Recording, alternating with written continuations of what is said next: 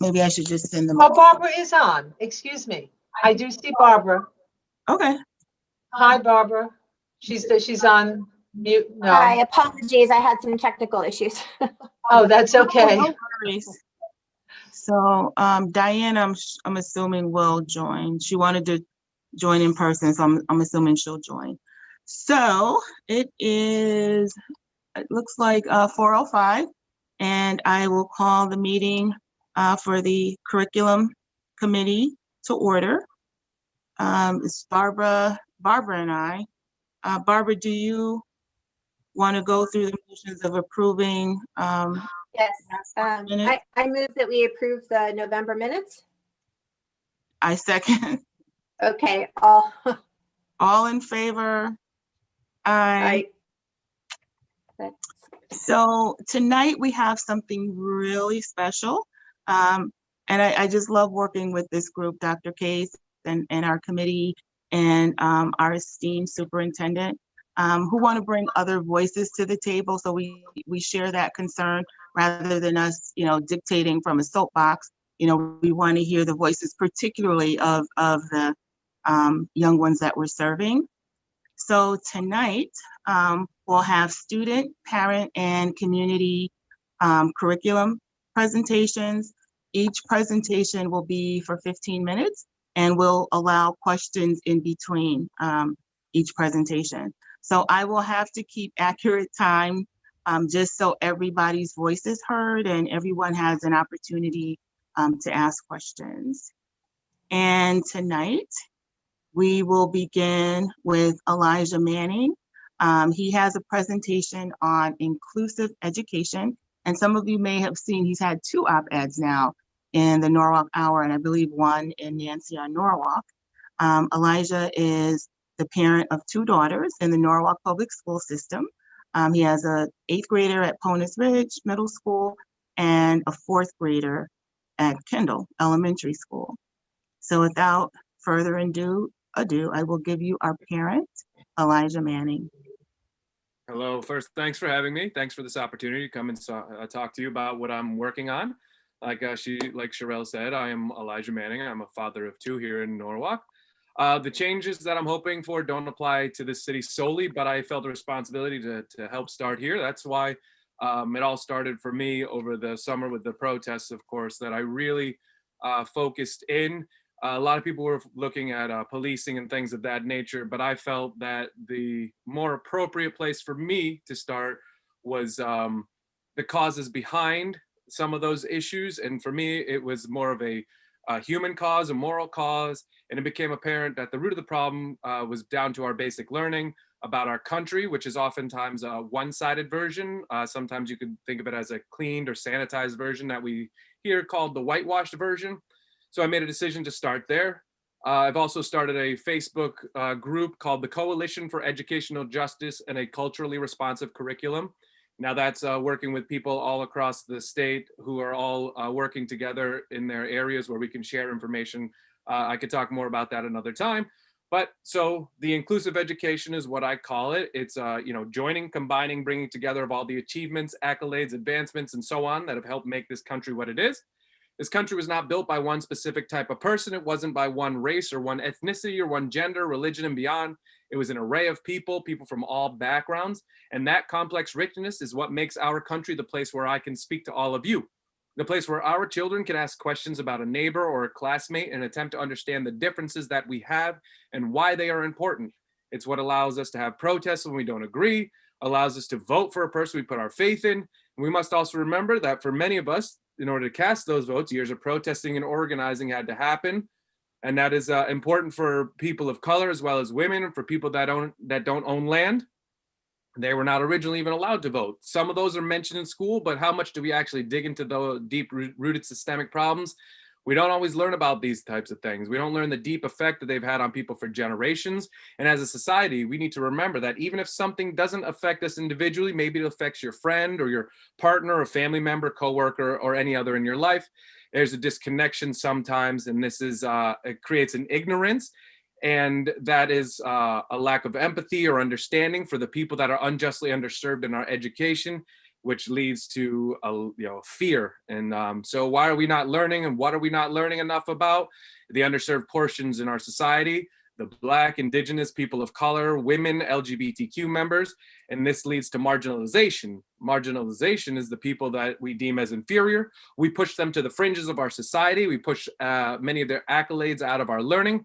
And then a lot of this stems from the centuries of belief that knowledge is power, and that in order to maintain supremacy, groups of people must be kept out of power. One way to keep them out of power is to not let them learn. Slavery, for example, during slavery, they were believed to not learn so that they would never want their freedom, which eventually was proven to be true. But to keep slaves in their place, that's what they did. Now, when we do have the right to learn, which came after years of fighting and demands for change, they are taught one type of a person is the reason for so much success, while at the same time not acknowledging the negatives or failures of those same said people. Then by not teaching that many of the advancements were made by the individuals within those groups that had been previously ignored or marginalized, that helps to solidify that the majority of the positive changes were made not by these marginalized people, but done by the people that could do no wrong. So it's easy to pretend that these things were simply a matter of one group being superior and should therefore reap the benefits of success and learning, while those that have been minimized should also take solace in the fact that they are allowed to live in such a glorious place that works for so many, even if they are not included in said so many. So how do we change the narrative? How do we teach empathy and understanding? How do we overcome fear? How do we defeat ignorance? In order for things to change, we need to have a conversation. We need to have an understanding that will open us up to new ideas and new learning. We need to teach about similarities as well as differences. We need to teach that in order to have true empathy and understanding, we must learn about one another. We cannot simply decide that ignorance will be no longer a route. Instead, we must teach where the blind spots lead to ignorance.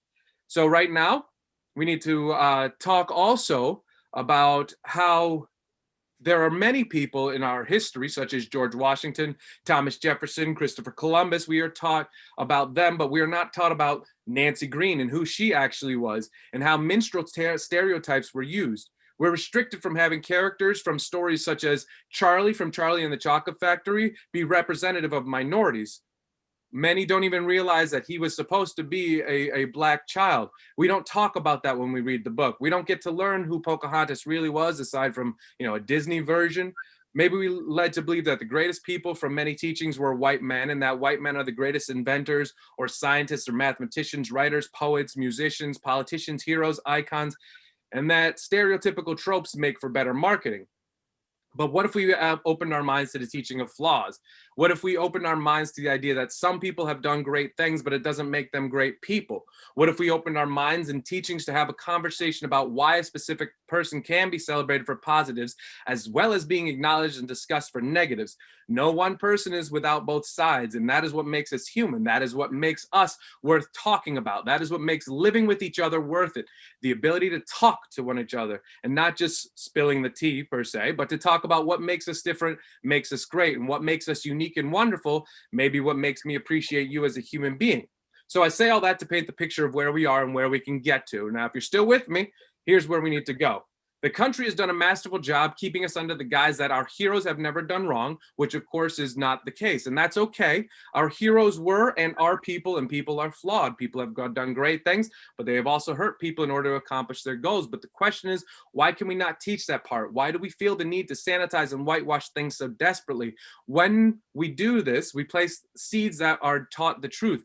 Now, at some point in our life, we may be exposed to what the truth actually is. And sometimes we discover that what we have been taught is incomplete or sanitized to fit a specific narrative. But in order to obtain this, we may take different paths. Some go seek it, some after school, they go on for further schooling. But what it does is we go through some phases where there's acceptance, doubt, confusion, denial, or maybe a desire to learn more, but it also presents us with a challenge to our basic fundamentals of learning. We may question our education and develop mistrust for information. We may have a hard time developing and develop a rage around it not being taught the entire story. And that fear that I mentioned previously, one of the hardest things that we face is when we hold a belief and that belief is challenged, and it makes us dig in our heels and fight to repeal something that we deem as untrue, which is called the backfire effect. It's a real thing. It's been studied by Craig Silverman and reported in the Columbia Journal Review. The study was led by Brendan Nyan and Jason Reifler, two leading researchers examining political misinformation and the ways it can be refuted, among other topics. And then David McRaney, a journalist and author, writes about it, and he says, once something is added to your collection of beliefs, you protect it from harm. You do this instinctively and unconsciously when confronted with attitude inconsistent information. Just as confirmation bias shields you when you actively seek information, the backfire effect defends you when the information seeks you. When it blindsides you, coming or going, you stick to your beliefs instead of questioning them. When someone tries to correct you, tries to dilute your misconceptions, it backfires and strengthens those misconceptions instead. Over time, the backfire effect makes you less skeptical of those things that allow you to continue seeing your beliefs and attitudes as true and proper. So, how do we tackle this issue? By starting from a neutral stance, not a suggestive one, a fact-based approach that allows for the learner to have access to all the information and not just the version that we will be seen as positive. So when we learn about Christopher Columbus, we have to learn about the genocide. When we learn about George Washington, while being a great military strategist, we have to learn that his teeth also came from slaves.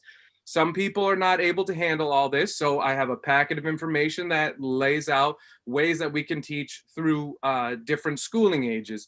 So there's a whole point. I've shared that with Sherelle and some of the other members of the board and the superintendent as well. But that's just one portion of the inclusive education. The other portion is learning of the accomplishments and achievements from all persons that have been in this country, and not just from a historical context. Examples, and these may be best looked at for high school years, but the paper breaks down specifics. So for language arts, English, when you dive into writings of the colonial period, Olaudah Equino's autobiography should be looked at next to the works of Benjamin Franklin and Thomas Paine. As you explore literary works of Ralph Waldo Emerson and Mark Twain, we also need Phyllis Wheatley, Margaret Fuller, and Elizabeth Palmer Peabody. A significant period of growth in writing was the Harlem Renaissance, which is equally important to the writers of the Jazz Age as you explore the postmodern period of Samuel Beckett, Tom Stoppard, or Arthur Miller. The works of Zora Neale Hurston and Lorraine Hansberry and August Wilson share the same space. In mathematics, trigonometry, Benjamin Banneker made important contributions. Diving into works of David Harold Blackwell, it's a little advanced, but important to understand who he was and how he challenged thinking. Things that should be considered in science about the use of minorities living or dead as experiments, while still teaching that it allowed for advances. Maybe some of you know these names and maybe some of you don't, and that's okay. I have more topics that you may have known or more recently, such as the Greenwood District, Rosewood, Juneteenth. I bring these up because they've been hot topics since the protest. But like I said, there's more in that packet. So here's where we need to go from here. It's called the Decision to Implement an Inclusive Education Curricula. And there's a piece that I have that breaks down when we first begin to think about the decision to implement change in our school curricula. We are presented with ideas from the Harvard Business Review, and they go like this: classifying the problem, defining the problem, specifying the answer to the problem, deciding what is right rather than what is acceptable in order to meet the boundary conditions, building into the decision the action to carry it out, and finally testing the validity and effectiveness of the decision against cultural events. It's all very technical. I have a whole paper written on that, so I can go into that if anybody is interested.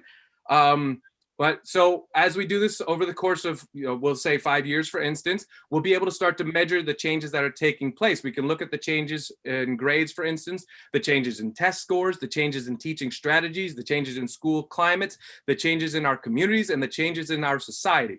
The goal will be to have less fear from things that we don't know as much about by learning all portions of what make us the country we all strive to have. We can make these decisions to start teaching our children a more fully realized curricula and have them grow beyond our limitations. Another important part of this is that there might be a thing that's called a backlash, where people feel like they're quote unquote losing the country. That has been something that's come up. And so this is something that there will need to be backup from teachers, administrators, all the way up to the board ed and superintendent, as well as the community around. We need to devise a way to protect those that will need it due to targeting, and a way to provide any structural help to those that would perpetuate these acts. Mental health workers need to be involved, not police. We need to provide a safe place where the children have a conversation with an adult and why they feel a particular way. This step should be taken to provide support to children that are on either side of the conversation. Those that oppose can express why in a setting that will allow for them to learn. Those that are for must have support so they will feel safe enough to share if they are having any bullying towards them.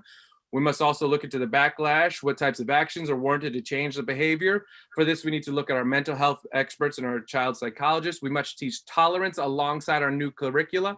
None of this should be a deterrent. Instead, let this be a moment that will allow us to rethink how we offer resources and support and teach tolerance.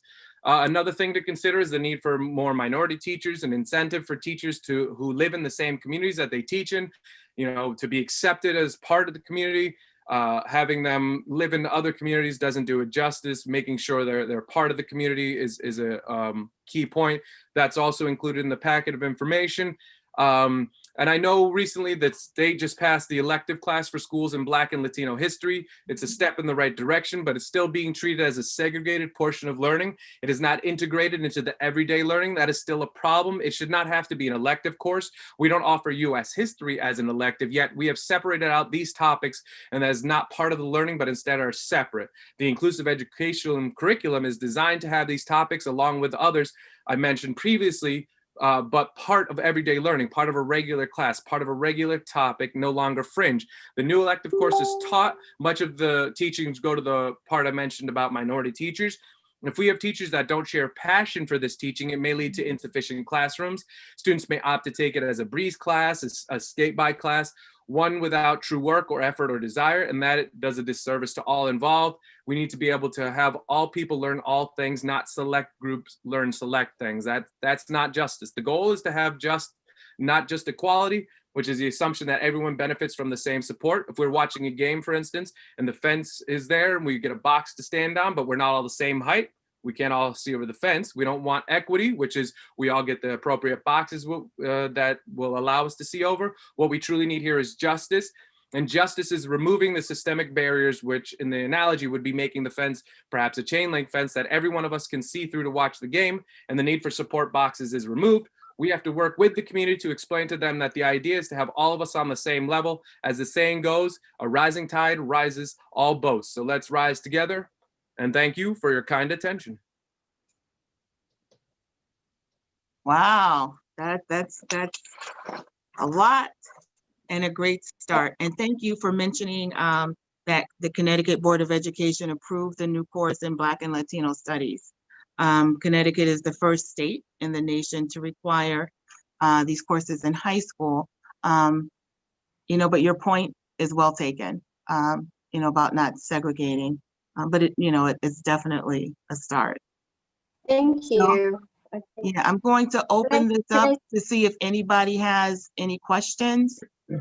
And I want to make sure that everybody gets a chance to be heard. So Barbara, did you have a question? Yeah, I just wanted to thank Elijah and to lean into the fact that, the textbook manufacturers have not caught up to where we need to be. And so I think we as a district need to lean into teaching our students how to find original source documents.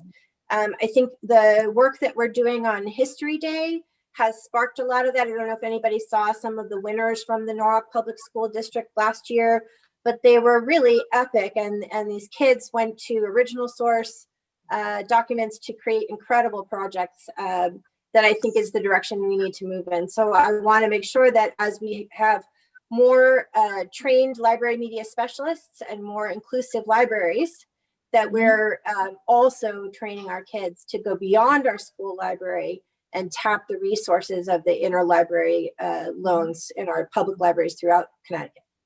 Well, Thanks. Thank you, Barbara. And Sherelle, may I say a word as well? Oh, of course. Thank you. Thank you. And to Barbara's point and to your point, we want to remind everybody, as we told last time, that we are soon going to be engaged in a curriculum review where we're going to be actually looking at our district curriculum to, of course, look for the alignment to standards, which Sherelle knows is very important, but also for to ensure that we have an opportunity here to make our curriculum and texts more culturally relevant and also more accurate. So I think that those are pieces that our first speaker, Elijah Manning, who was outstanding, really focused on. And we just wanted to remind everyone that the superintendent is also very focused on this, and the district will be engaging in this practice shortly. So thank you. Thank you so much. for that, Dr. Case. Very Thank you. important points. So I just have a favor with the person who's helping us out. Is there a way that you can change my name? I'm trying to like kind of maneuver things, and I see, my name has Galaxy S10. I don't know if you can do that from Oh. your end or not. What would you like me to put in there? Can you Sherelle put my Howe. name? You want me to spell it for you? If you want to, that'd be probably pretty good. Okay, SHERELLE. Yep. Oh, I think Barbara just put it in, but Barbara it's Barbara Harris, has said. Harris. Thank you so much for that. I appreciate it. So I don't know if, I guess we can't take questions from the community. So I guess, Well, Sherelle, people should have the opportunity to raise their hand okay, if they have a question. okay, let's see.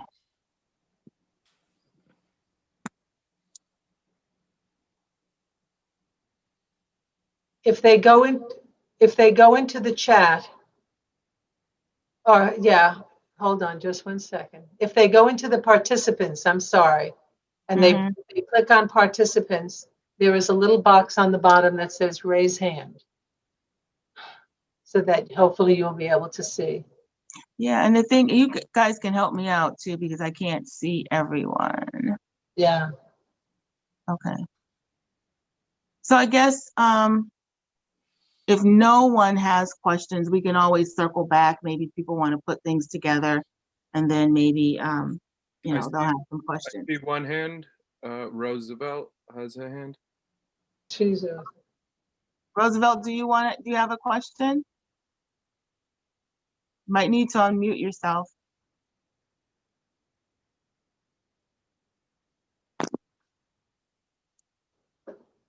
He may be muted by the meeting host because he's not.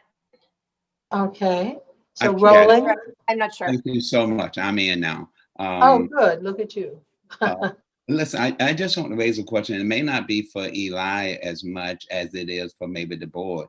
When you're talking about trying to make this transition in terms of new books and new material to be more diverse and more inclusive, is there a time span on which all of this is to be accomplished? And I get the second component of that. Is there some kind of type of amendment, like maybe teachers have to go and get their own material to amend what they are teaching versus just continue in the flow? Mm-hmm. So Well, I'll tackle the first. You want to tackle the second? okay, we'll give it a try. Go Unless ahead. you want to do both. So I know, we're undergoing an audit. So we're presently working on that. I'm not sure, what the time frame will be, but Dr. Case may have a little bit more Well, information. I think the intention is to really have it done by the end of this year for next year, so that because it does take time to really do a very good job. We don't want it to do just superficial. Mm-hmm. Yes, sir. So which means you would not have books to parallel with the changes, but you would be able to kind of make some amendment to the teaching aspect. Well, for the curriculum, we want to, teachers, it's important for all the teachers to have information about what they need to teach. Okay. Because so a lot of this has to do with what they need to teach.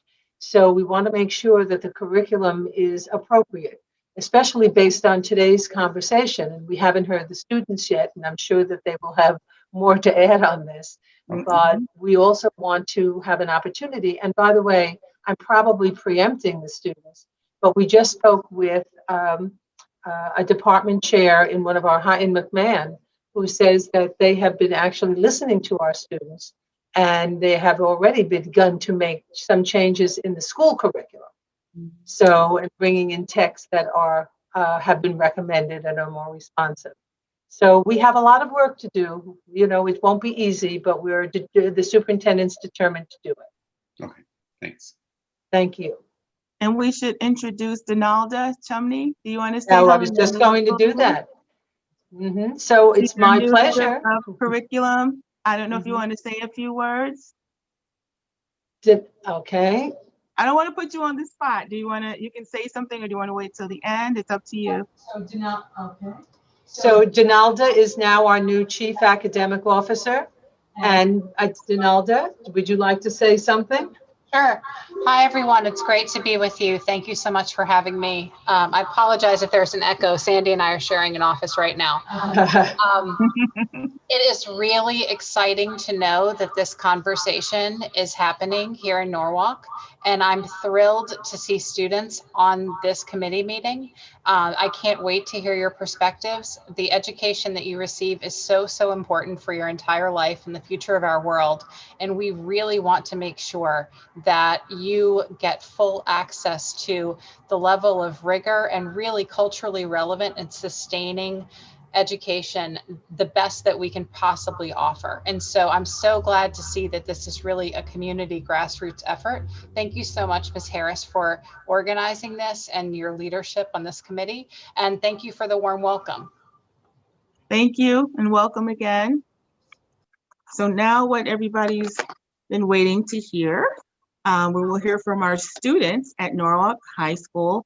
They will present conscious curriculum. And our students are Nia Bethel Brescia, Prim Dave, Rihanna Gilbertson, Alex, I hope I say your name correctly, Coletsis, and Marissa Rock. So without further ado, I will give you the students from Norwalk High School presenting conscious curriculum.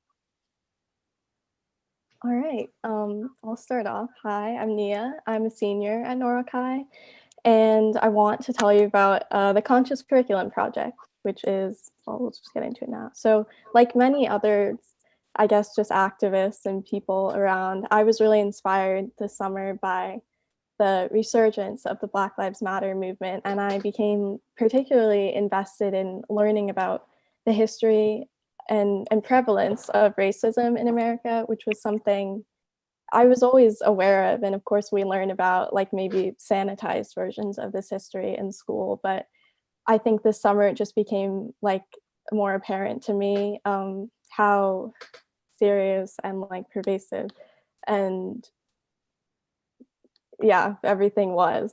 And so it was really a summer of like self-education for me. I did a lot of like reading and learning and watching and listening on my own. And I felt very like enriched knowing all of these things about my history now and understanding more about like what racism in America is really like and realizing that it's not a problem that I realized that I couldn't do nothing. I really wanted to contribute to this movement because I had finally sort of woken up to how much injustice there was. And I was like thinking of ways that I could impact the movement in my own community. And I realized that a lot of the things I learned about, like I didn't learn about in school, and something that is in my own community is our school. And I think that like myself and the students with me in my group, we know that like individual change and individual action is important, but what's really impactful is systematic change. And we have access to the school system. So I reached out to my friends and we came up with the idea of the Conscious Curriculum Project, or CCP for short. So CCP acknowledges that history is broader and more complex than many social studies manage to present to students, at least through traditional curriculum, especially in regards to the perspective of the oppressed. Minority voices become muffled or reduced to sidebars, and the central narrative is still under the control of like the wealthy and the white. So through our project, we wanted to reach out to the social studies department at our school and prompt them to include a more diverse history and diverse perspectives in their teaching so that we can have history classes that actually represent like the diverse student body that we have at our school. And now Prem will take you through some of our history with the project so far. Hi guys, my name is Prem and I'm also a senior at Norwalk High. And so, like Nia mentioned, I'm going to tell you a little bit about how we started the Conscious Curriculum Project and where it has led us right now. And so this project started over the summer, as Nia mentioned. And when she reached out to us, we kind of wanted to create at least something physical that we could then present to teachers in classes where they could teach, because we didn't want we weren't as ambitious, I guess, in terms of trying to enact this change. We wanted to see the change at Norwalk High first before we wanted to spread out, because starting small, I think, would have gave us a little bit better experience, and that's something that we could have used to then kind of move this project along. And so we started off by talking to the department head of our social studies department at Norwalk High. His name is Mr. Lawton, and after having a couple meetings with him, we had some good conversations about how we could, the things that we could and we couldn't do. Because as students, I think the biggest challenge that we have is that we're able to form the ideas and things that we want to see. Well, we kind of lack the knowledge of how we can actually implement these things and what boundaries we have and what is keeping you guys, the board members or teachers or anybody else, from actually implementing this change. Because I think we can all agree that we want to see this change. It's just that there's barriers that are keeping us from actually implementing this change. And so because of that, we wanted to talk to Mr. Lawton. And then we also talked to Ms. Goss, who's in the meeting. And we had a meeting with her over the summer, as well as the previous chief academic officer, Dr. Myers.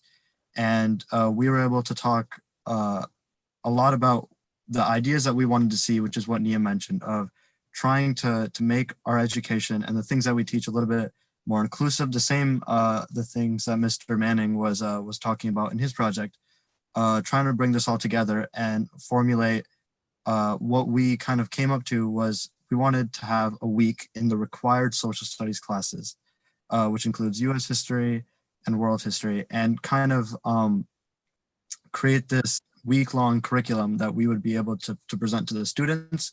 And it was kind of we were going in with the mentality of it's a curriculum for the students, made by the students. And we thought that would bring a little bit of a newer perspective, as a lot of the education or all of the education that we're given is by administrators. It's by people that we don't know, and that's delivered to us by teachers who are educated by these administrators. And so that, after sitting in years and years of classes, we thought that we would be able to deliver a kind of unique curriculum that would be able to focus on these issues in ways that administrators and other teachers aren't. And so the next step, after having a couple of those meetings, we wanted to kind of keep the ball rolling, right? Once we started having these meetings with Mr. Lawton and taking steps to make this change, we wanted to make sure that we kept with the teachers throughout the year, because creating something and giving it to them was one thing, but making sure that they implemented it and making sure that they knew that what we wanted was another thing. And so we've kind of manifested that into attending department meetings. So the social department, as any department in any school has, they have either bi-weekly or monthly meetings where all the teachers get together and they discuss everything, right, from curriculum to grading and all of those things. And we thought that would be a good step of pushing this conscious curriculum project in these meetings, and to happen every month or every 2 weeks, and we really be able to keep this project going along with as the year goes on. And so right now we've attended 2 department meetings, and some of my other members of the group will present what we've kind of showed at those meetings, but our plan is to stick with those, stay in those meetings and work with the teachers to implement this project throughout the year. And so now I'll hand it over to Marissa, who will discuss one of the examples of a conversation that we kind of had with a teacher about this project and how she took it upon herself to kind of implement what we wanted to see. Hi, my name is Marissa. I'm a junior at Norwalk High, and I just want to thank Nia for introducing this idea to me over the summer. I never heard about it before. Can you hear her? I can barely hear her. Yeah, Yeah. Marissa, can you speak up just a little? I'm sorry, I think I was covering my microphone. Is it better now? I'm sorry. Little Just bit. this much. I'll see if I can fix it. Is it better now? Much. Yeah. Yeah. Okay. It is. Thank you so much. I was just saying, I wanted to thank Nia for introducing this to me over the summer. I never heard about it before, so I was just really happy that Nia introduced this to me. So as Prem was saying, the social studies department has been working hard to like implement our ideas into their curriculums. And one US history teacher has brought her classes through an entire unit on race, investigating questions like, is race real? And how did we get to the state of race relations today? Her thematic approach also included looking at how race has been represented in the census throughout the years and the racial demographic of Fairfield County from the 1900s to now, allowing students to connect their real life surroundings to the information that they learned in class. So now her like specific US history class is focusing on these questions and getting our ideas into her classroom today. So that's really good of the teacher for listening to us and allowing our ideas to be heard. And I think Alex, is it your turn, or Rihanna? Hi, so I'm Rihanna. I'm also a senior, and so far in this project, like Carmen said, we go to the monthly meetings with the social studies department to just like check up on what people are doing or like what ideas they might have to change, like to implement our ideas into their own classrooms. So far, we created a survey to send out to all teachers to figure out how they may already connect in their class to like current events and social justice, what resources they may already be using, and where they feel that they can adapt their curriculum to incorporate this new material. So this way we can put together targeted resources for teachers to use, as well as connect teachers who are already teaching similar units, but like different classrooms or maybe different grade levels, so they can have a network of others who are also using this material, just so they can expand the resources that they have. And now Alex will show you like what specific survey questions we had presented to them. Yeah, so hi, I'm Alex. I'm also a senior at Norwalk High. And as my peers kind of covered the history and the goals of the project, so I'm just going to share my screen to show everyone the survey that we created to give to the teachers, the social studies teachers at Norwalk High.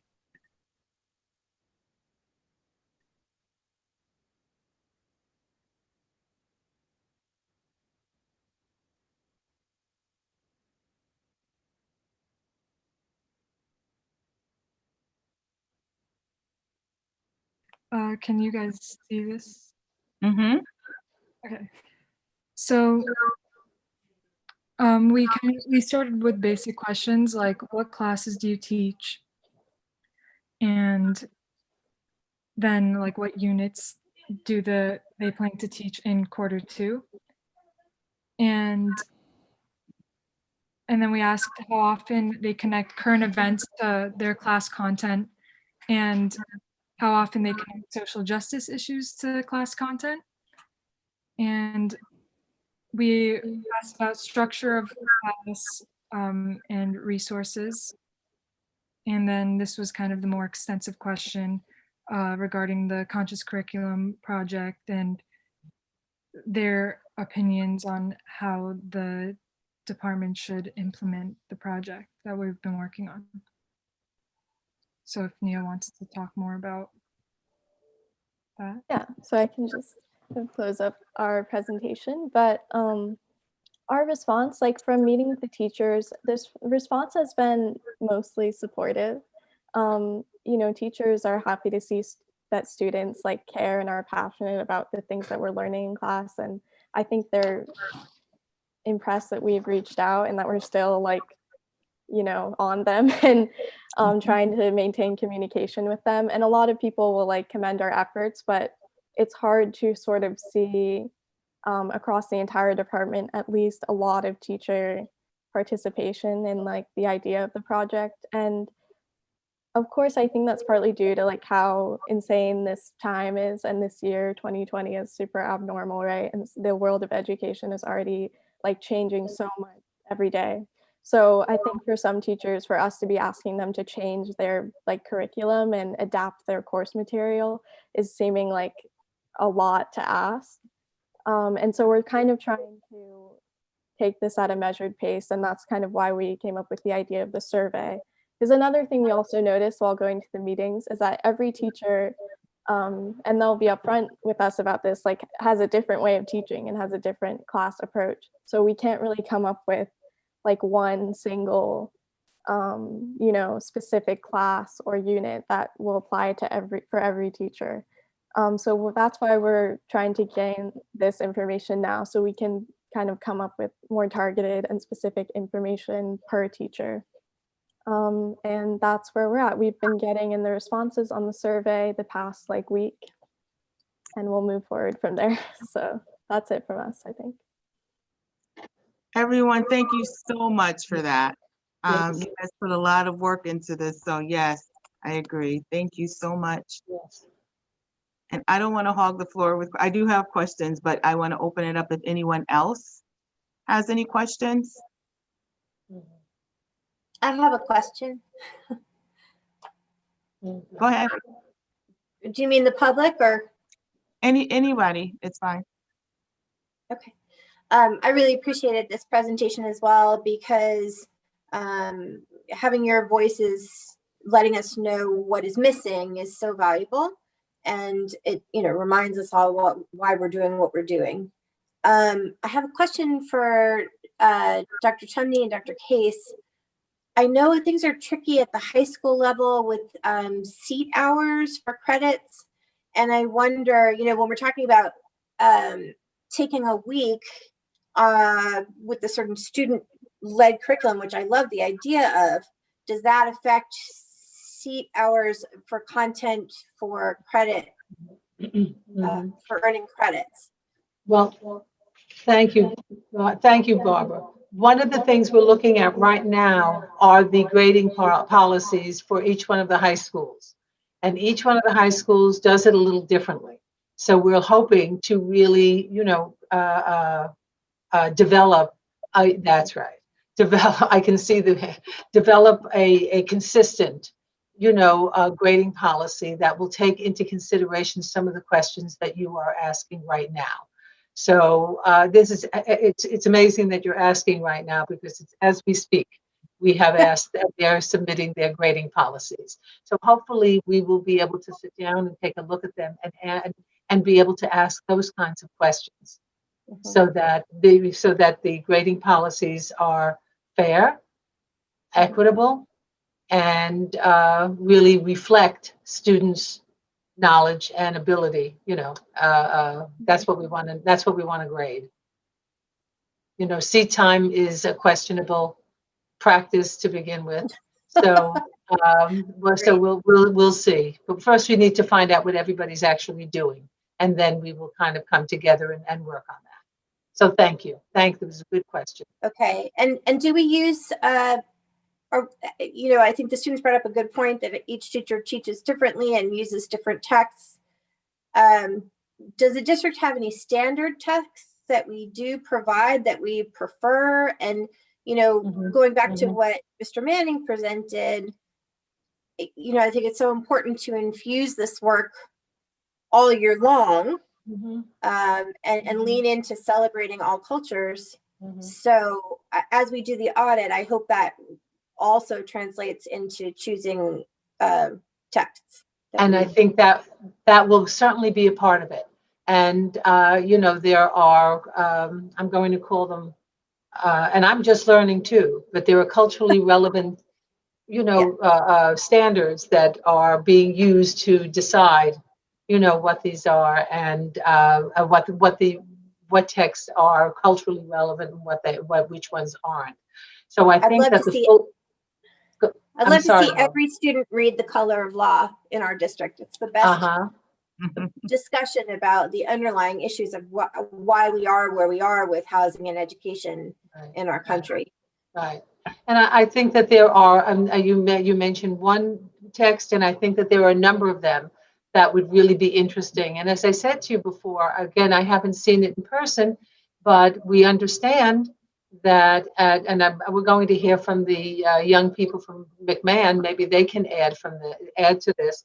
But we hear that the English department there has already been making some changes based on their recommendations. So hopefully they can share that with us. So that will be part of the discussion. May I Thank ask you. a question? Of course you may. It's just kind of doubling behind Barbara because she kind of asked a little bit of what I wanted, but it's towards the kids. Speaking in what you were speaking to about and being on the SGC with Brian McMahon, this has been conversed about, and just want to see how is that dynamic of dealing with the differences of teachers, because trying to find some synchronicity in everything, so that even though the teacher can be dynamic in their individuality, but they still have a proceeding to go about so that it's more synchronized. I wanted to see how you guys feel towards that again, because it has been brought up in McMahon, and the text to add as well. Second part of the question, I do see a lot of, it's also historical, right? A lot of linking to current events, but how are we putting emphasis on different dynamics, different cultural events that just speak to the individual and who they are, so that they can be more poignant in standing in what they're standing for? Well, perhaps those are good questions. Perhaps the students from McMahon can make their presentation, Sherelle, and maybe some of those questions will be answered. Oh, okay. All right. Sorry for jumping then. Sorry for jumping. Okay. That's okay. Let's see if any of the students from Norwalk High, do any of you want to tackle that question before we move on? I would love to hear from you guys if you can. Yeah, I can speak on that a little bit. I mean, I want to be honest with you. I don't know if we have like a solution, but I think that that's a valuable question to ask, because kind of the synchronicity aspect, and also like communication in general, I think has definitely been like a difficulty, because obviously if everyone was on the same page from the start, we could present like the kind of lesson plan, like Prem mentioned, we worked on over the summer. We spent a lot of time putting it together and finding resources. We could present it and they'd all be like, okay, that sounds great. Let's put it together. Right. Let's do it. But of course it wasn't like that. Right. And so that's why we like turned to the survey, because I guess we just want to hear like from the teachers individually, since it's like it wasn't happening where they were all on the same page. So then we were going to see from their responses if there were groups of teachers who like were on the same page, and if we could get them talking to each other, even if that's just with like the actual class they're teaching, like, okay, well, you guys are both going to tackle this unit. Maybe you can share resources and like speak to each other and speak with us, and we'll work together, even if it has to be like in smaller groups. Thank you, Nia. Thank you. I had a question for the students. So, so much of what we do is asking educators how they notice their impact on students in classes based on the curriculum that they select and the topics they discuss, and measuring the learning of kids. And I'm wondering, you all had said that you went to teacher planning meetings and professional development, and you met teachers in their own workspace to talk about this effort that you have underway, and to build their understanding of what you're trying to do and their belief and knowledge about the work. And could you tell us a little bit about the teachers' reception of your ideas, and have you seen some things change?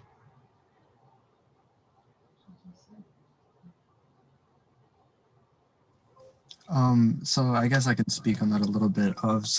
One thing that I didn't necessarily mention was that we also went to, over the summer before school started, a department meeting where all the teachers were they got together and they were discussing, introducing how they're going to teach, because obviously teaching online they had to adapt to that, but also the newer ideas they were going to mention in light of what Nia mentioned, what happened this summer in terms of George Floyd and all the events that happened after that. And I think the problem that we ran into a little bit is that it's kind of, I don't want to put percentages to it, but let's just, for the sake of argument, say that it's a 50-50 split between teachers who are really, really receptive to change, teachers who want to see this implemented, and then teachers who kind of are more comfortable staying in what they teach and the ways. And so then, you know, our approach that we kind of came up with over the summer, which was this one size fits all week-long curriculum, that wasn't going to work. It's simply because we were going to have some teachers that were going to do it amazingly. A majority of teachers, I think, wouldn't have been as receptive to that. And so the kind of solution that we came up with was that we needed to individually talk to these teachers. So even at these department meetings, it kind of is, we're splitting up the group of teachers that teach US history, the group of teachers that teach world history, and then speaking in those smaller groups and being like, okay, you guys teach the same class, you guys teach the same units. How can we, you know, cater what our message is and what we want to do towards your class? And I think that has been a little bit more effective in terms of, you know, I think making a personal connection with the teacher allows us to kind of understand the perspective of where they're coming from, how they view teaching and what time they have, what spare time they have. And, you know, that's a lot of the things that we got out of that survey was some good information of how do they structure their classes. And then from learning that, then we can kind of, you know, we're, I think, willing to, it's a little bit easier to make one curriculum that gives it to every teacher. But I think that since we really want to see this change, we're kind of willing to put in the work with each individual teacher, because that's at the end of the day what we learned, what we had to do. Wow. And right now, that's what we're in the process of doing, is talking to each individual teacher and being like, okay, what do you guys want to see? And then how can we make that happen? Here's what we want, like what we want to see, and how will you be able to help us with that? And so those are the kind of approaches that we're taking now. And yeah, but to kind of answer your question simply, it's been a 50-50 split between teachers who I think for a lot of reasons, just the way that they teach or how long they've been teaching, and even how, you know, I guess passionate they are about these issues. I think a lot of that comes into play, and that's kind of the response that we were met with. Thank you so much. That's really helpful. Okay, and if you don't mind, we are going to move on to the Brian, just for the sake of time, to the Brian McMahon students. And they call themselves the McMahon Students Support Equity in Education. And presenting, well, the group is Roja Yusuf, Malari Bien Ami, and Sam Przybisky. And I don't know if all three of you are going to present or if one of you is going to take the lead. And yeah, I'll just. Hi, I'm going to take the lead on this one. Hello, Ms. Harris, members of the Board of Education's Curriculum Committee, district school staff, and guests. My name is Samantha Przybisky, and I'm a member of MC, which once again stands for McMahon Student Support Equity in Education. So I do have a statement that we have prepared that I'm going to read on behalf of all of our members, but then afterwards, I'm going to go into more of like a detailed explanation about our current work, as our work looks at activism with students in terms of public awareness activities and things that we've been doing for the school, within the school, and things on a higher district level. We will start by expressing our support for the Equity in Education project at Norwalk High School, which we are also excited to be working with Norwalk High, and we've had frequent meetings with them to talk about our work and work together on solutions with our projects that align. We have met several times, as I said, and we applaud their efforts to revise the school's social studies curriculum. We believe their work will add significant value to the request we have of the curriculum committee.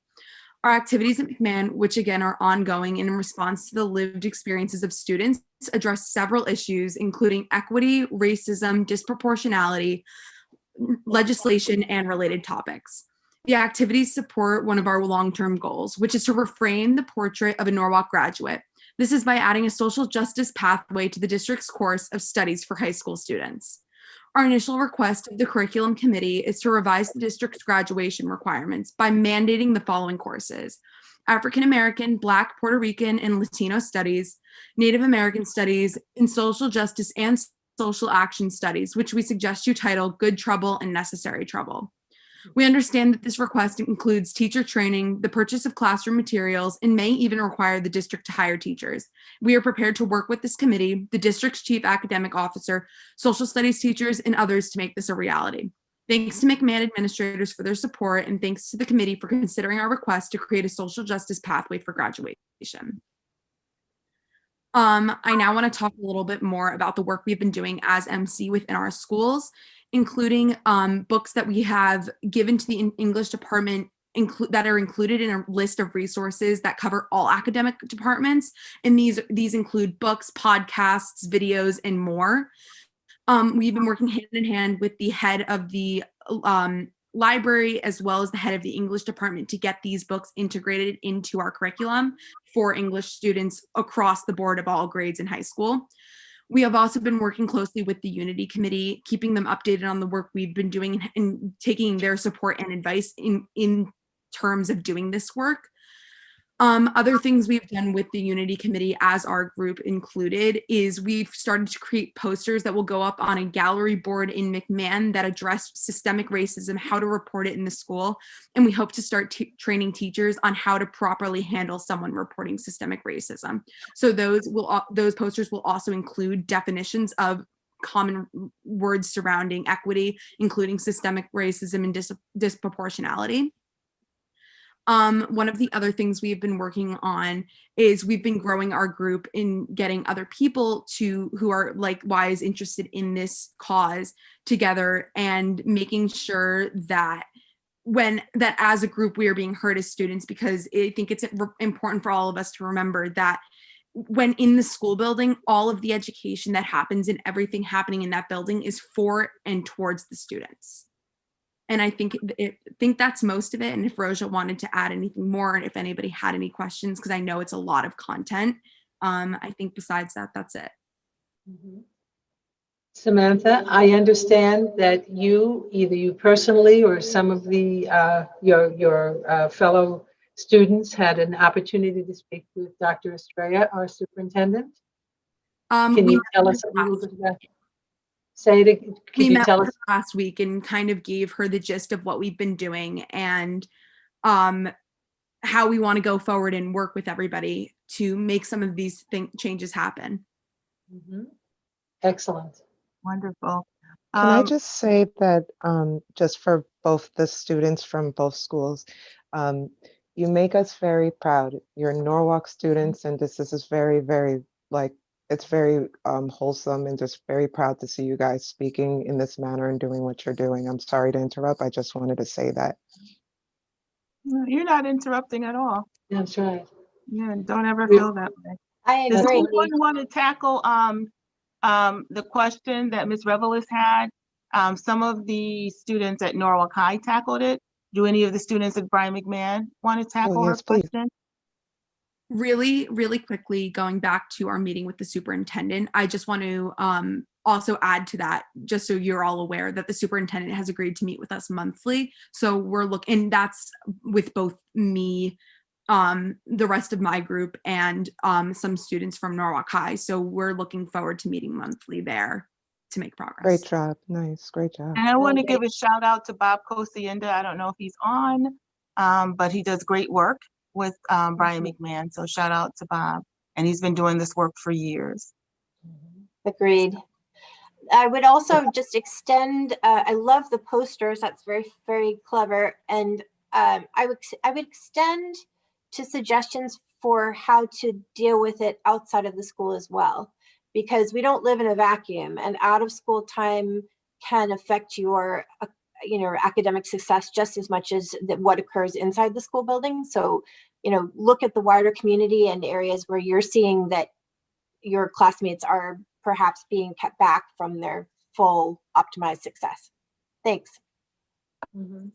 Very true. And just not to double back, but just because with McMahon, I heard it from McMahon, so I just want to see, how do you guys feel? Because I think your student president brought this up in a survey that was done by the kids from you. So I really want you to speak to it if possible, if you can.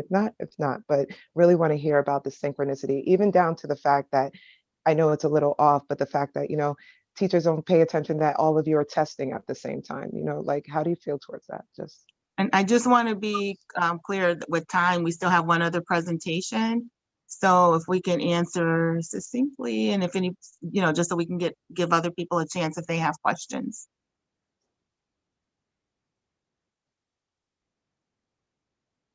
Sure. Are you there? Right. No. Quick question. So let's finish one thing. I think Diana had a question. Does anybody want to answer? I'm sorry. Well, Diana Revel. Does anybody want to answer? We have two Dianas. Her question, does anybody want to tackle that briefly? I think perhaps they need to remember that the question has to do with the consistency. She called it synchronous, synchron. Yeah, synchronicity. Thank you. You're welcome. Across the department.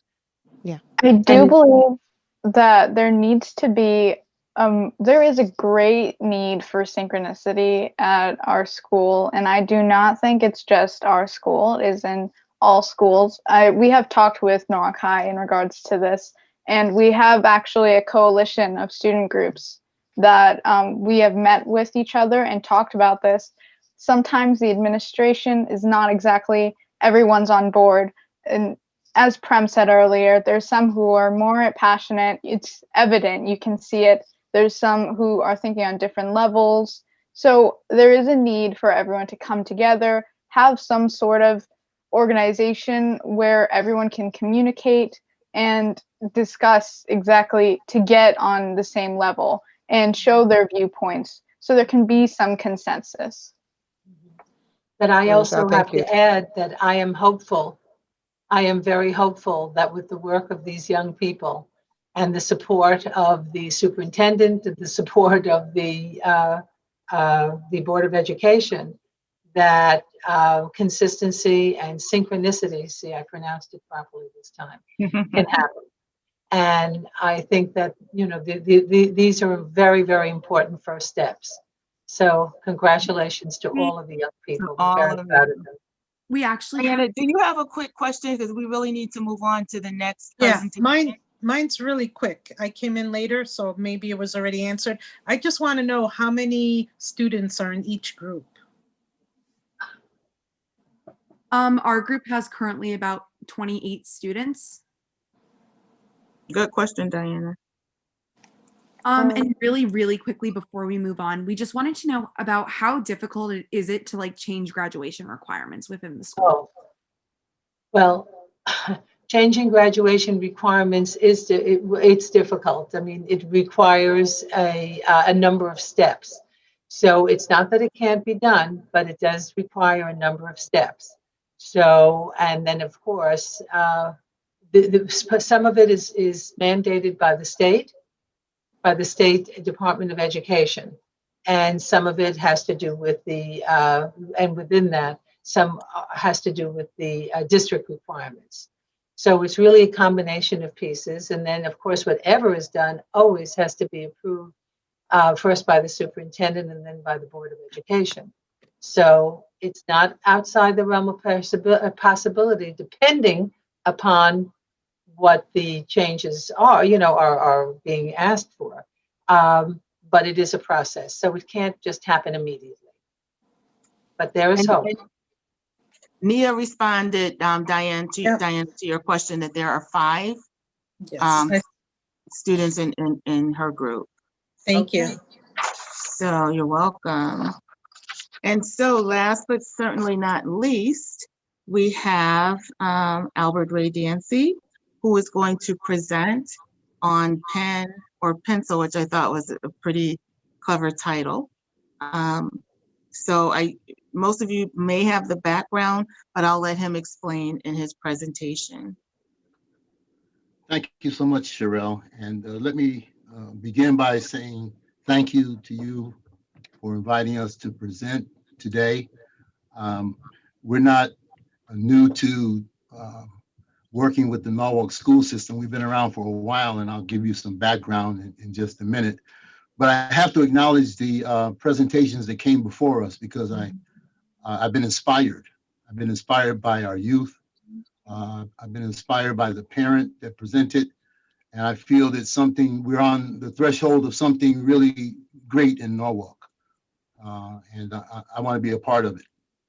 Again, my name is Albert Ray Dancy. I am a facilitator and trainer with Serving All Vessels Equally.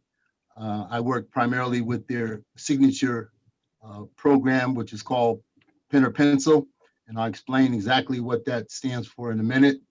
But from 2007 to 2018, I was the executive director of that organization. I left to go back to school to get a master's degree, and I just finished it. So I'm pretty excited about that. Congratulations. Thank you. Thank you so much.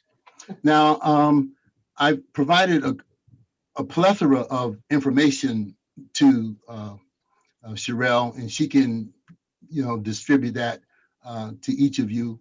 I have a PowerPoint presentation. Oh, okay. Go ahead. Sorry. Yeah, I need the PowerPoint that I recently submitted to you. If you could bring that up. Okay. Yep, we have someone that's going to bring it up. Does he have his PowerPoint? I submitted everything at once. Okay. Hopefully you have it.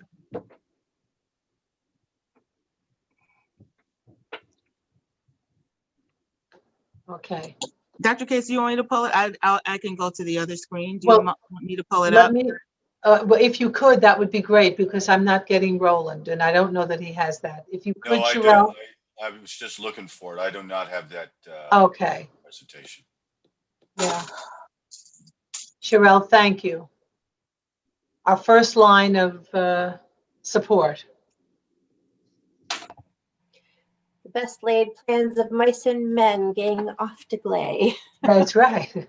Were you able to open it, Sherelle? Okay, you and Bobby Burns. There we go. Okay.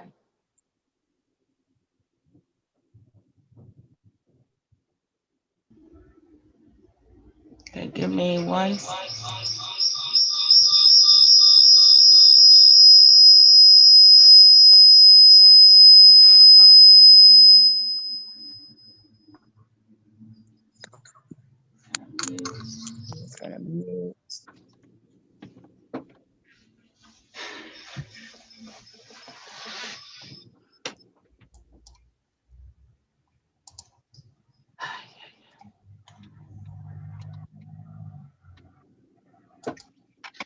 If I have to, I can access it. But I thought you had it. We were supposed to have it, but that's okay. Let's see. Yeah, I can access it.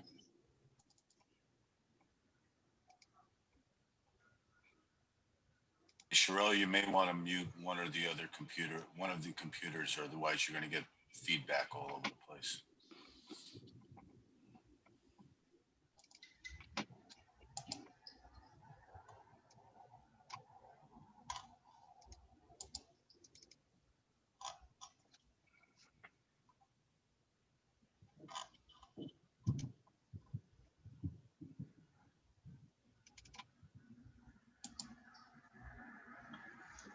Okay.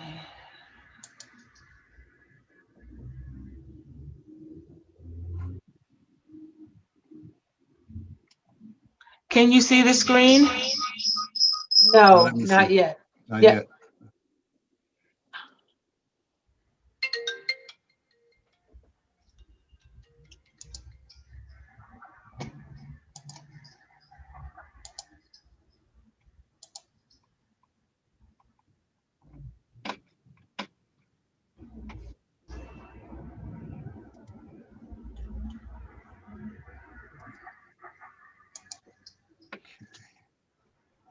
Mr. Dancy, can you share your screen? Yeah, I'm trying to get the presentation up, but it's a large, very large file, and I see. It looks like I'm not getting all the slides, but let me see here. Do I have access to share? Yeah, you can go ahead, or I can share. Hold on, I'm just, Should be able to answer to share. Okay. There it is. Okay. let's see. And Can you just see the screen Oh, now? there it Yes, is. we can see the screen. Perfect. Perfect. Now, is that me or is that you? I think it's me. Give me 1 second. I just want to, I thought someone else was going to do this, so I'm sorry. Let me just turn my phone down.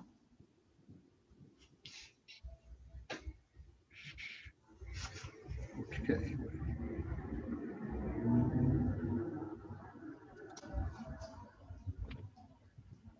Hey, Reverend Dancy, you can just kind of walk me through how you want me to pull up. I know you had maybe, is this the presentation you wanted? Yeah, yeah. Okay. So tell me when, just tell me when to move to the next screen, next slide.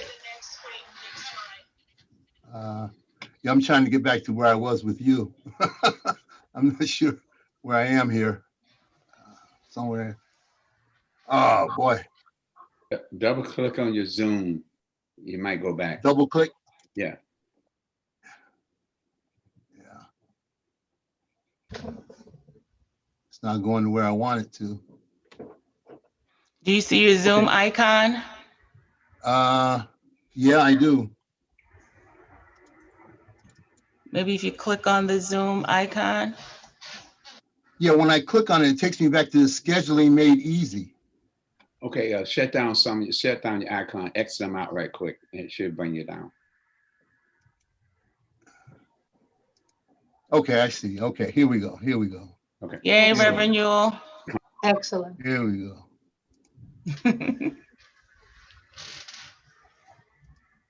Here we go. Yeah. Whew. Oh, that was hard. And we apologize, Reverend Dancy. Not a problem. Not a problem. So excuse me.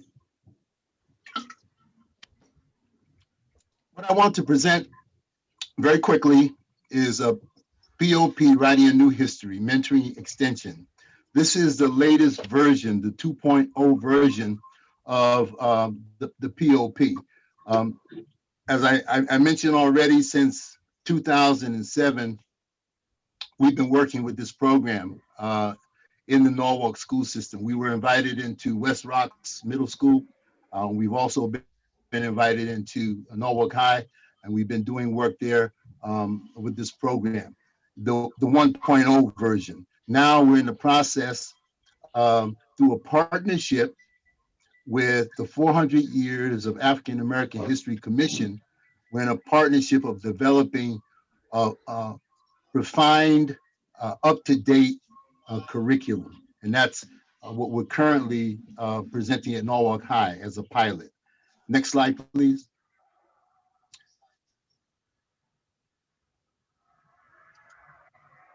Can you go to the next slide, Sherelle? Of course. Okay, great. You can skip that one. You guys know me at this point. That's Reverend Yule. Reverend Yule is the CEO of Serving All Vessels Equally, the nonprofit that I was with for 17 years as the executive director. Okay, next slide. A little bit of background on Serving All Vessels Equally. We are mission driven, and that mission is dedicated to supporting, sustaining, and strengthening youth in Norwalk. We're a 501c3 that was established in 2002. We currently have school-based and community-based programs. Our strategic partnership has been with the Norwalk Police Department, the Board of Education, and Norwalk Acts. Excuse me, specifically with the Norwalk Police Department, we've been involved in violence prevention, youth violence prevention programming since 2005, 2007. Our signature programs are Check and Connect, which is operating at Norwalk High School. It is a dropout prevention program that was established in 2006. Pen or Pencil was established in 2009, and the Youth Council for Justice, which is our youth organizing advocacy group, they were established in 2013. The current version 2.0 that I'm talking specifically about today That is being piloted at Norwalk High School through the Social Studies Department. That's why I got very excited to hear about the students that are working with the Social Studies Department at Norwalk High. And I hope there's a way we can forge a partnership. Also, the pilot is running at Serving All Vessels Equally and one nonprofit organization in Bridgeport, Full Circle Youth Empowerment. Next slide, please. Pen or pencil, what is it? The pen or pencil approach by design integrates the robust use of history, social, emotional, and cognitive learning techniques translated into today's contemporary parallels to address critical personal risk factors and experience and to prepare youth for their journey to greatness. Through further education, no problem. Through further education, the workforce, and to inspire transformational behavior in the lives of youth. Now, I mentioned the partnership that Pen or Pencil has established with the Educational Advisory Committee of the 400 Years of African American History Commission. As most of you know, the first Africans arrived on this continent, as best we know, in 1619. In 2019, the Congress of the United States commissioned and funded this 400 Years of African American History Commission.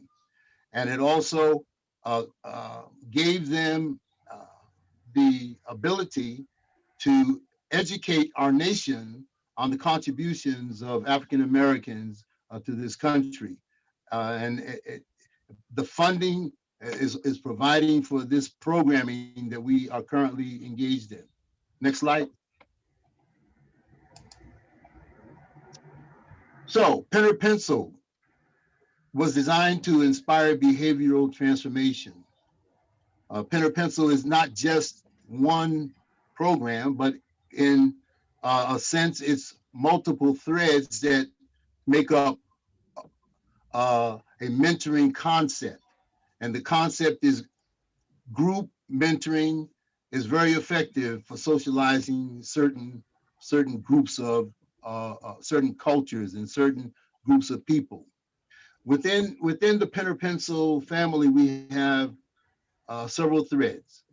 Student No Violence Coordinating Corporation, which was modeled after the Student Nonviolence Coordinating Committee from the 60s, Civil Rights era. We have the Freedom of Choice Agreement, which helps young people clarify and analyze what the consequences of their choices are. There is the Journey to Greatness, which we are currently embarked upon right now.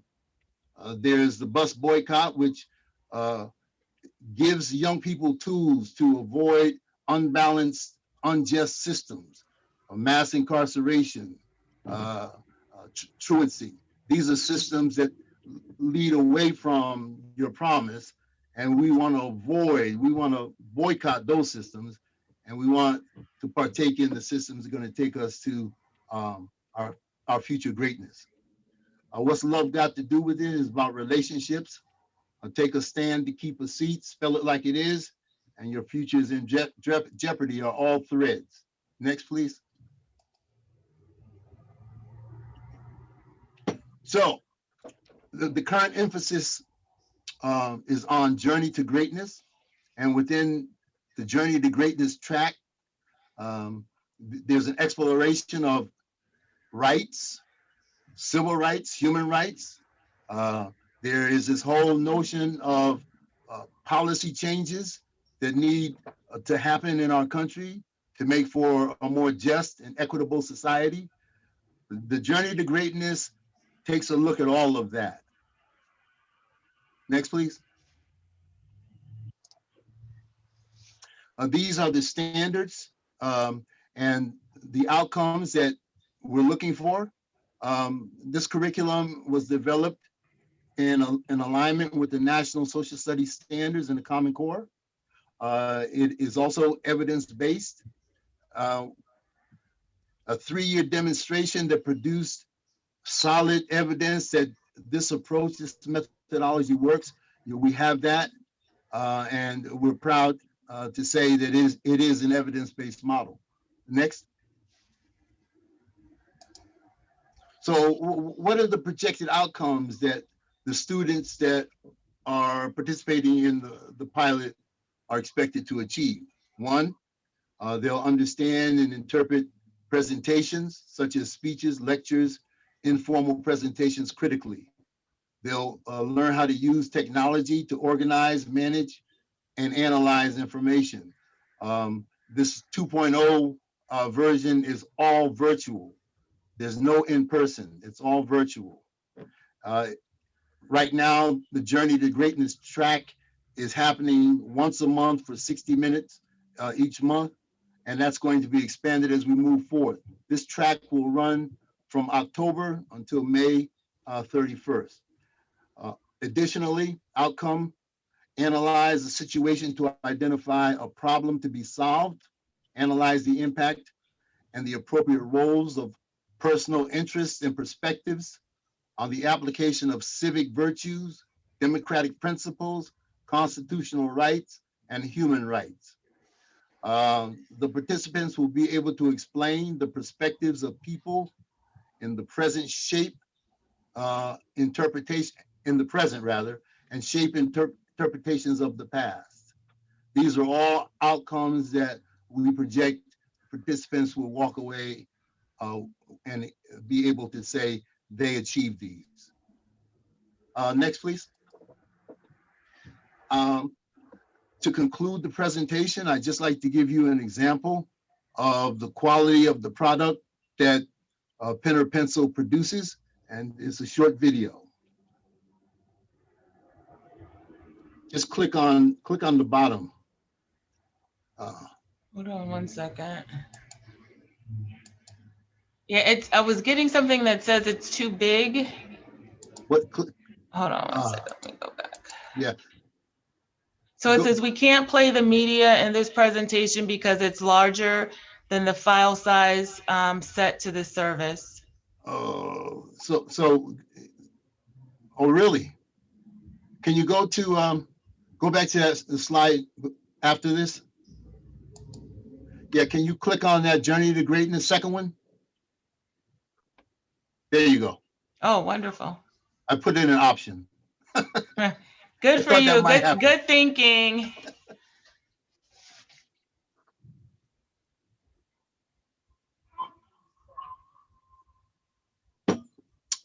Oh, you got to hold it. You know what you need to do? On your screen, you see where it shares? It says share screen.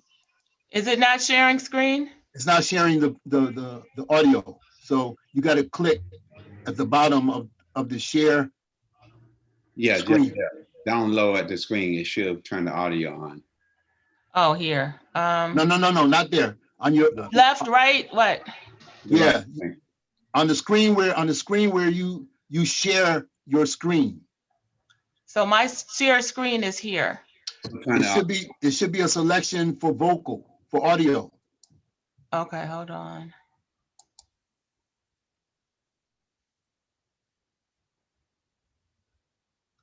Let's see.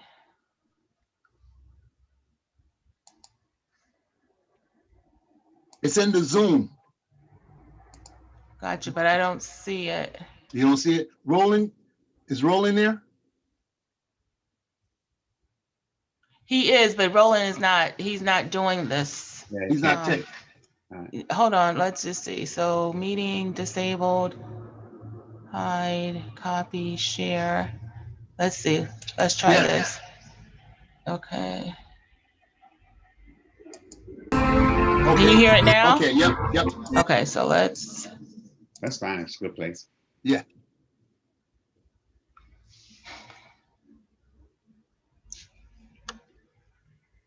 Great. How do you spell greatness?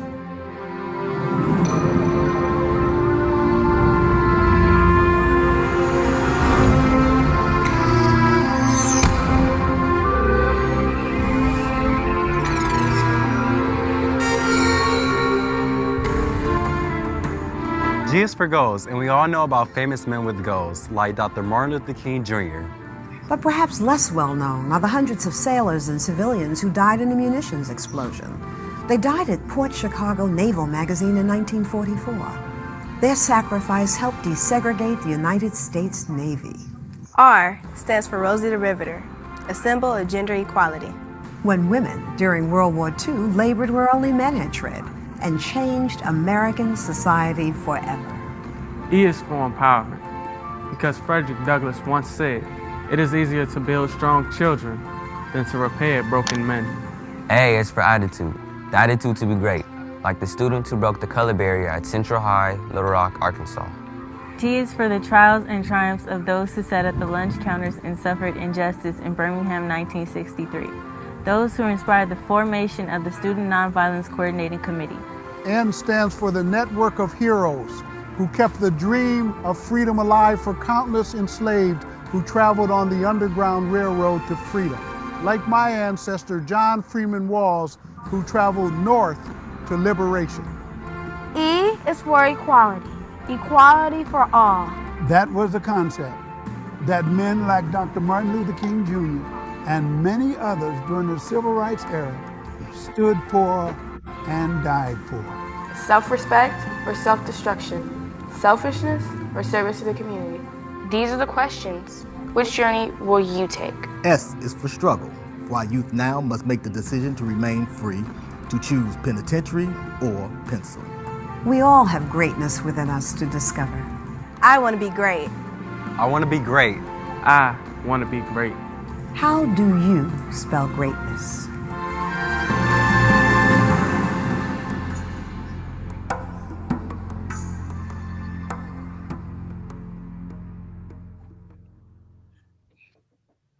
I apologize for the technical problems. I had envisioned this flowing a little differently, but I hope you got the gist of it. I'd be happy to answer any questions. We did. Thank you. And thank you to Sherelle for supporting.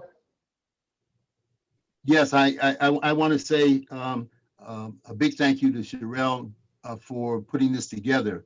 I think you're a forward-thinking, creative individual, and I really appreciate you thinking to invite SAVE to be a part of this. I don't know if Reverend Ewell has any comments. Actually, Reverend Dance, I would just say for anyone who have any questions so we can be sensitive with time. We got 1 minute left.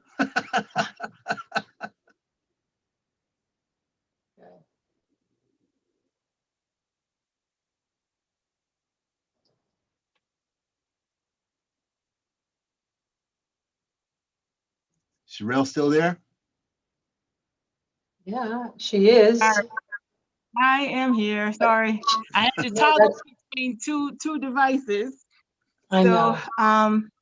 Yeah. Did anybody have any questions? No, just to say thank you for the presentation. Excellent.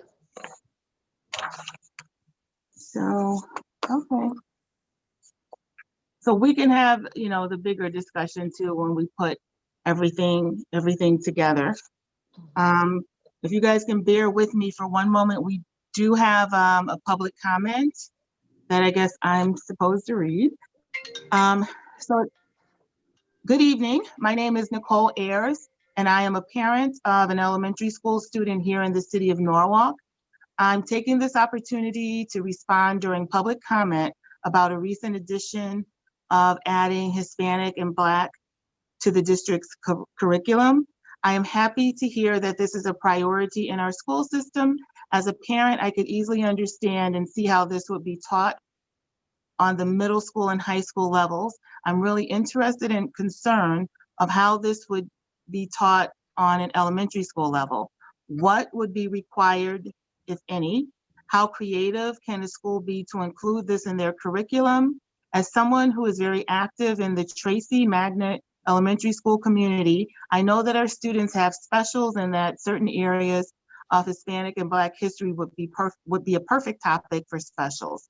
And I am encouraging the curriculum committee to take a serious look at implementing African American history, Hispanic history, and Indigenous American history as specials on the elementary school level. When thinking about my son's progress through Norwalk Public School System, another concern of mine is that those individuals who are teaching these history topics are not only educated in these topics, but are sensitive to the topics of how minorities will feel about being, how minorities feel about being taught the topics. I think these individuals, it would be favorable for them to be minorities, but if not, they have to have a love, compassion, and understanding in order to address this sensitive topic. I think far too long, the history has been taught to a predominantly Hispanic and Black population has been one that has been watered down and influenced by Western culture. I hope that the viewpoint of this committee is to make sure that our curriculum is accurate with the diversity and complexity of history and inclusivity. I would also suggest that the curriculum committee look at the community-based organizations and or community-based programs that can enhance the education. And that concludes our public comments. So I just want to thank everyone, the parents, serving all vessels equally, and definitely the students. We really appreciate your time. We appreciate your passion, and we look forward to hearing more from all of you. Absolutely. So Nia and your group, thank you so much. Bob Kosienda, if you're out there, your work is evident in your students tonight. So I guess I'll entertain a motion to adjourn. Okay, so moved. Barbara, are you there? Or No, Barbara and Diana had to leave. Oh, okay. So I'll get a motion and move. So thank you, everyone. Thanks, Dinalda. We look to hear more from you, and hope maybe you guys can join us on our full board meeting at 7. Everyone have a good night and again. All right, good night. Good night. Good night, guys. Thank you. All right. Thank you, Diane. Bye-bye. Okay.